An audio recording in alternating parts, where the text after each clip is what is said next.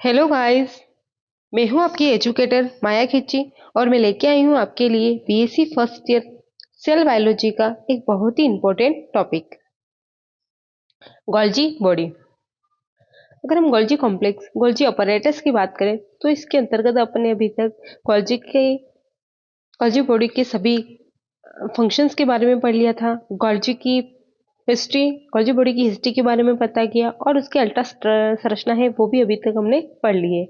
हम आज कुछ स्पेशल फंक्शन की बात करेंगे जो बहुत ही स्पेशल फंक्शन होते हैं गोल्जी बॉडी के। कुछ अलग डिफरेंट डिफरेंट टाइप की कोशिकाएं होती है, अलग अलग टाइप की कोशिकाएं होती है, उनमें गोल्जी बॉडी पाई जाती है और गोल्जी बॉडी ही उनमें अलग अलग पदार्थों का सिक्रेशन करते हैं। कल ही मैंने बताया था कि जो गोल्जी बॉडी होता है उसका मेन काम जो होता है वो क्या होता है, सिक्रेशन करना, पदार्थों का स्त्राव करवाना। पर अलग अलग कोशिकाओं में अलग अलग प्रकार के पदार्थों का स्त्राव करता है। एक ही जैसा स्त्राव ये स्रावित नहीं करवाते हैं। चलिए देखते हैं कि कौन कौन सी कोशिका में गोल्जी बॉडी किस किस प्रकार का स्त्राव करवाते हैं या सिक्रेशन करवाते हैं। Function of Golgi complex in different types of cells. विभिन्न कोशिकाओं में गोल्जी काय के कार्य।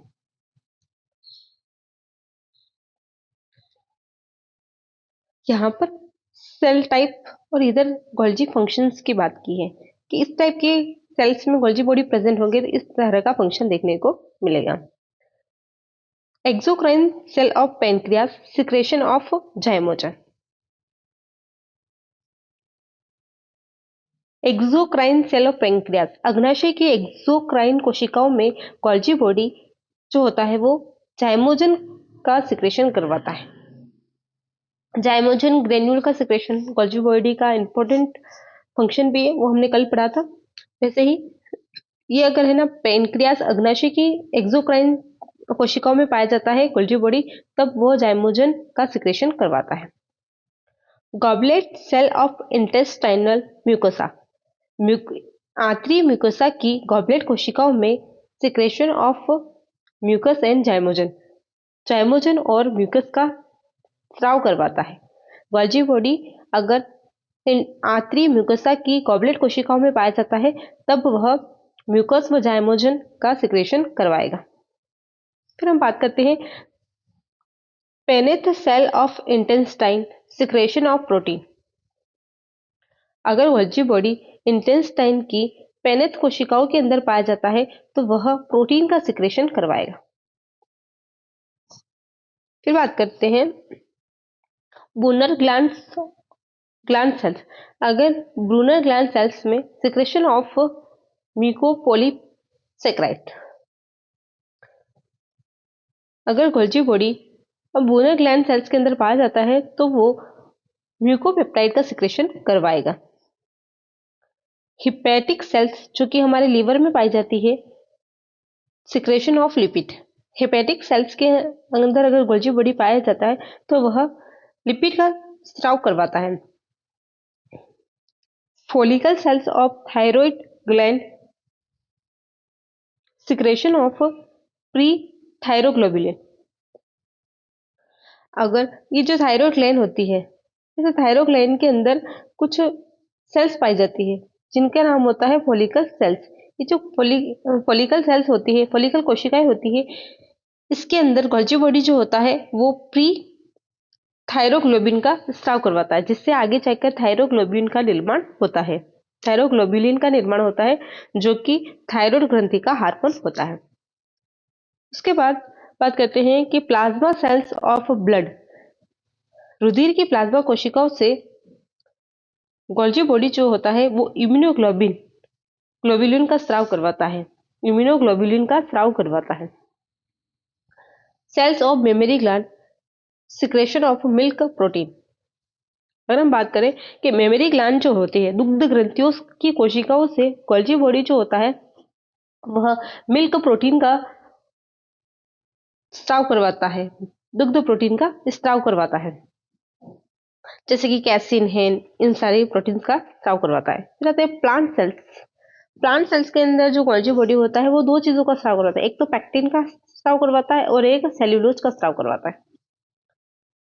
प्लांट सेल्स में Golgi body secretion of pectin and cellulose. Cellulose और पैक्टिन का स्राव करवाता है। तो ये सारी इंपॉर्टेंट कोशिकाएं थी जिनके अंदर गोल्जी बॉडी जो होते हैं अलग अलग पदार्थ का स्राव करवाते हैं, जैसे कि पेनक्रियास की एक्सोक्राइन कोशिका में जाइमोजन का स्राव करवाते हैं।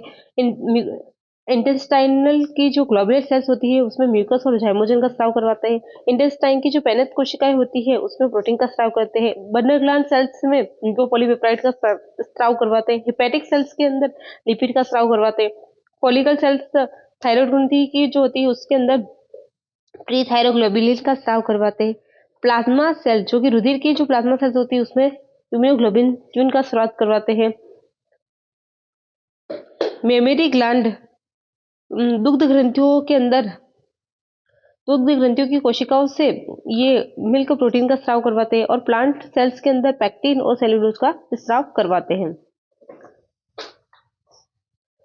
गोल्जी काई की उत्पत्ति, origin of Golgi body. Golgi काई की उत्पत्ति कई प्रकार से हुई है, जैसे कि एक तो हमारी सेल मेम्ब्रेन के द्वारा गोल्जी बॉडी की उत्पत्ति हुई है। दूसरा ईआर से भी गोल्जी बॉडी की उत्पत्ति हुई है। एंडोप्लाज्म रेक्टिकुलम के द्वारा गोल्जी बॉडी की उत्पत्ति हुई है।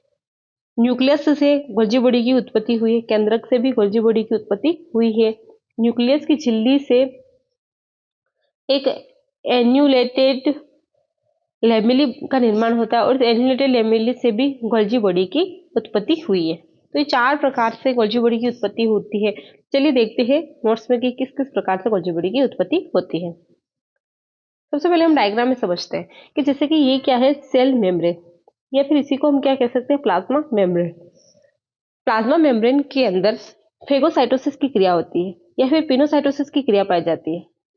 पिनोसाइटोसिस और फेगोसाइटोसिस अगर आपको डिटेल में पढ़ना है तो इसी बायोलॉजी के नाम से जो सीरीज है उसी में मैंने प्लाज्मा मेम्ब्रेन के फंक्शन में फेगोसाइटोसिस और पिनोसाइटोसिस कंप्लीटली स्टडी करवाया था। आप वहां जाकर इस कंसेप्ट को बहुत अच्छे से समझ सकते हो। जिससे क्या होता है, प्लाज्मा सेल मेम्ब्रेन और प्लाज्मा मेम्ब्रेन के अंदर फोल्डिंग होती है और फेगोसाइटोसिस और पिनोसाइटोसिस के द्वारा वेसिकल्स का निर्माण होता है। ये वेसिकल आपस में फ्यूज हो जाती है और फ्यूज होकर गोल्जी सिस्टर्नी का निर्माण करती है। ये गोल्जी बॉडी की सिस्टर्नी से इसका निर्माण कर देती है और अंततः क्या बन जाता है, गोल्जी कॉम्प्लेक्स का निर्माण हो जाता है। ये जो बात है ये डेनियल ने बताई थी। डेनियल्स नामक वैज्ञानिक ने बताया था 1964 के अंदर। 1964 में डेनियल्स नामक वैज्ञानिक ने बताया था कि सेल मेम्ब्रेन या फिर प्लाज्मा मेम्ब्रेन से उत्पन्न हुई जो वेसिकल्स होती है उनके फ्यूजन से गोल्जी सिस्टर्नी का निर्माण होता है। फिर हम बात करते हैं कि न्यूक्लियस से भी गोल्जी बॉडी का निर्माण हो सकता है। न्यूक्लियस से गोल्जी बॉडी का निर्माण हो जाए, ये बात किसने बताई थी, तो ये बताई थी बॉच नामक वैज्ञानिक ने 1965 के अंदर बताई थी। उन्होंने बताया था कि गोल्जी बॉडी की उत्पत्ति केंद्रक से भी हो सकती है, क्योंकि जो केंद्रक से जो वेसिकल्स का निर्माण होता है वो बिल्कुल ही गोल्जी वेसिकल्स के बराबर होती है। जैसी संरचना उसकी होती है वैसी ही गोल्जी वेसिकल की होती है और ये गोल्जी वेसिकल जो होती है अंततः क्या बना लेते हैं, गोल्जी कॉम्प्लेक्स का निर्माण कर सकते हैं। इसलिए हम मान सकते हैं कि न्यूक्लियस से भी गोल्जी बॉडी की उत्पत्ति हुई है। ब्रॉन्च ने बताया था 1965 के अंदर बताया है कि सेल मेम्ब्रेन न्यूक्लियस मेम्ब्रेन से उत्पन्न जो वेसिकल्स होती है उसकी संरचना गोल्जी वेसिकल के समान होती है, जिससे कि गोल्जी बॉडी की उत्पत्ति मानी जा सकती है न्यूक्लियस से। फिर हम बात करते हैं कि एल्यूमिनेट लेमिली से गोल्जी बॉडी की उत्पत्ति। ये जो कंसेप्ट है ये कंसेप्ट वार्ड नामक वैज्ञानिक ने दिया था। वार्ड नामक जो साइंटिस्ट है उन्होंने दिया था 1965 के अंदर। इन्होंने क्या बताया था, इन्होंने बताया था कि गोल्जी बॉडी जो होता है उसकी उत्पत्ति एल्यूमिनेट लेमिली से होती है।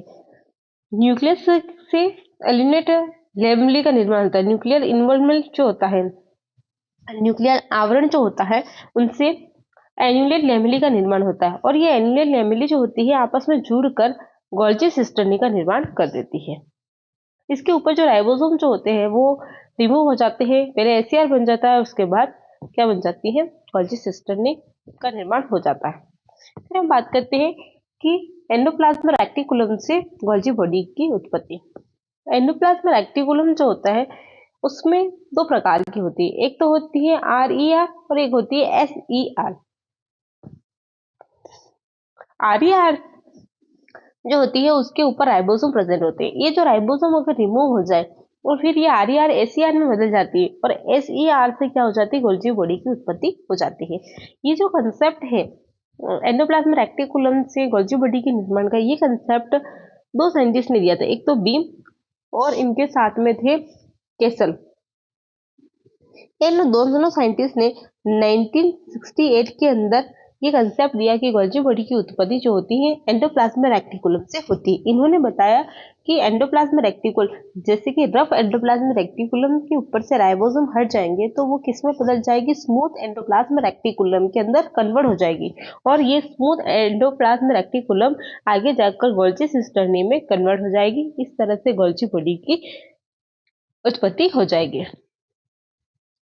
तो हमने चारों तरह से बता लिया। एक बार हम छोटा सा समरी में रिवाइज कर लेते हैं कि प्लाज्मा मेम्ब्रेन है और प्लाज्मा मेम्ब्रेन से वेसिकल बनी, वेसिकल फ्यूज हुई और गोल्जी बॉडी का निर्माण हो गया। पहला कंसेप्ट कि RER, इससे क्या हुआ कि राइबोसोम रिमूव हो चुके, SER में कन्वर्ट हो गए और गोल्जी बॉडी बन गई। दूसरा कंसेप्ट कवर हुआ। तो इसके बाद आते हैं कि तीसरी बात पे जो कि ब्रॉन्च ने बोली थी कि न्यूक्लियर मेम्ब्रेन जो है उससे वेसिकल बनी और वो जो वेसिकल है गोल्जी बॉडी के समान है, गोल्जी वेसिकल के समान है और वो बना लेती है गोल्जी बॉडी। चौथा कंसेप्ट ये है कि न्यूक्लियर जो मेम्ब्रेन है उससे एन्यूलेट लैमेली का निर्माण होता है। ये एन्यूलेट लैमेली जो होती है आपस में फ्यूज होकर आगे जाके गोल्जी सिस्टर्नी बना लेती है। चलिए अब नोट्स में पढ़ते हैं। गोल्जी काई नियमित रूप से बनता है, रेगुलरली ये बनता है, परिवर्तित होता है, क्षतिग्रस्त होता है एवं पुनः निर्मित हो जाता है। कोशिका झिल्ली से उत्पत्ति, origin from the cell wall, cell membrane या प्लाज्मा मेम्ब्रेन भी बोल सकते हैं इसको। डेनियल्स ने बताया कि गोल्जी सिस्टर्नी की उत्पत्ति प्लाज्मा मेम्ब्रेन के द्वारा उत्पन्न वेसिकल से होती है। इन वेसिकल का निर्माण फेगोसाइटोसिस एवं पिनोसाइटोसिस द्वारा होता है। जैसे इस डायग्राम में दिखाया गया है, ये वाला इस डायग्राम में दिखाया गया है पूरा ये कि ये प्लाज्मा मेम्ब्रेन वेसिकल्स और वेसिकल की फ्यूजन से हमारी गोल्जी बॉडी बन रही है। फिर हम बात करते हैं केंद्रक द्वारा उत्पत्ति, ओरिजिन फ्रॉम द न्यूक्लियस। ब्रोंच ने 1965 के अनुसार केंद्रक झिल्ली द्वारा निर्मित वेसिकल की संरचना गोल्जी वेसिकल के समान होती है, अतः यह संभव है कि गोल्जी बॉडी की उत्पत्ति केंद्रक के द्वारा होती है। यहाँ पर दिखाई दे रहा है पूरा ये वाला रीजन जिसमें न्यूक्लियर जो मेम्ब्रेन है उनसे बनी वेसिकल गोल्जी वेसिकल के बराबर है और इससे आगे जाके गोल्जी कॉम्प्लेक्स का निर्माण हो रहा है। एन्यूलेट लैमेली द्वारा उत्पत्ति, ओरिजिन फ्रॉम एन्यूलेट लैमेली। वार्ड ने 1965 के अनुसार केंद्रक आवरण न्यूक्लियर इन्वोलप से एन्यूलेट लैमेली का निर्माण होता है। लैमेली के संलयन से गोल्जी सिस्टर्नी का निर्माण होता है। यहाँ पर देखें कि जैसे कि ये एन्यूलेट लैमेली का निर्माण किससे हुआ है, केंद्रक झिल्ली से, और इनके फ्यूजन से आगे जाकर क्या बना रही है, ये गोल्जी सिस्टर्नी का निर्माण कर देती है। लास्ट कंसेप्ट बाकी हो रहा है, कौन सा है, ER द्वारा, जो कि बीम और केसल ने दिया था। अंतःपृथ्वी जालिका से उत्पत्ति, origin from the ER। Beam एवं केसल ने 1968 के अनुसार अंतःपृथ्वी जालिका से राइबोसोम के हट जाने के कारण गोल्जी सिस्टर्नी की उत्पत्ति होती है।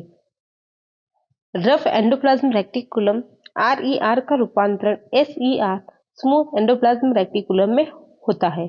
स्मूथ एंडोप्लाज्म रेक्टिकुलम SER अंत में गोल्जी काई, गोल्जी बॉडी, गोल्जी कॉम्प्लेक्स या गोल्जी अपैरेटस में परिवर्तित हो जाती है।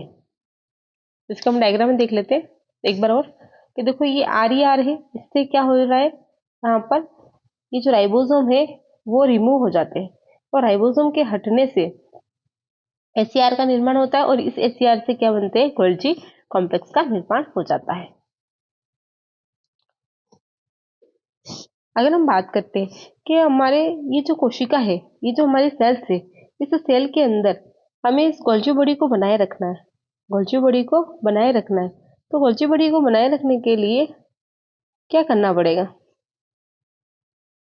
गोल्जी बॉडी को बनाए रखने के लिए केंद्रक का होना बहुत ज्यादा जरूरी, क्योंकि ये केंद्रक जो है उसी से क्या होगा, गोल्जी बॉडी बना रहेगा। इसकी उपस्थिति बहुत ज्यादा नीड है। अगर केंद्रक हट जाए, मान लीजिए कि ये कोई कोशिका है, मान लीजिए कि ये कोई कोशिका है और इससे हमने क्या कर लिया, इस केंद्रक को रिमूव कर लिया, केंद्रक को हटा लिया, रिमूव कर दिया, तो अब क्या होगा, ये जो गोल्जी बॉडी जो होगा वो धीरे धीरे स्वतः ही विलुप्त हो जाएगा, खुद ही विलुप्त हो जाएगा। और एक टाइम ऐसा आएगा कि इस कोशिका के अंदर अब गोल्जी बॉडी नहीं होगा। हम कह सकते हैं कि गोल्जी बॉडी को बनाए रखने के लिए न्यूक्लियस बहुत ज्यादा जरूरी है, क्योंकि जैसे ही न्यूक्लियस हटेगा वैसे ही गोल्जी बॉडी जो होगा वो खुद ही आकार में छोटा हो जाएगा और फिर एक टाइम ऐसा आएगा कि वो विलुप्त ही हो जाएगा, पूरी तरह से गायब हो जाएगा, डिसअपियर हो जाएगा। गोल्जी काय को बनाए रखने के लिए केंद्रक की उपस्थिति आवश्यक है। केंद्रक की अनुपस्थिति में गोल्जी काय का आकार छोटा होता जाता है व अंत में ये विलुप्त हो जाती है। आज के लिए बस इतना ही, मिलते हैं नेक्स्ट वीडियो में। अगर आपको मेरा ये वीडियो अच्छा लगता है तो वीडियो को लाइक करें, शेयर करें, कमेंट्स करें, आपकी कमेंट से मुझे मोटिवेशन मिलता है। और चैनल को सब्सक्राइब करें, बेल आइकन को टच करें ताकि मेरी हर नई वीडियो की नोटिफिकेशन आपको मिलती रहे। चलिए मिलते हैं नेक्स्ट वीडियो में, तब तक के लिए बाय।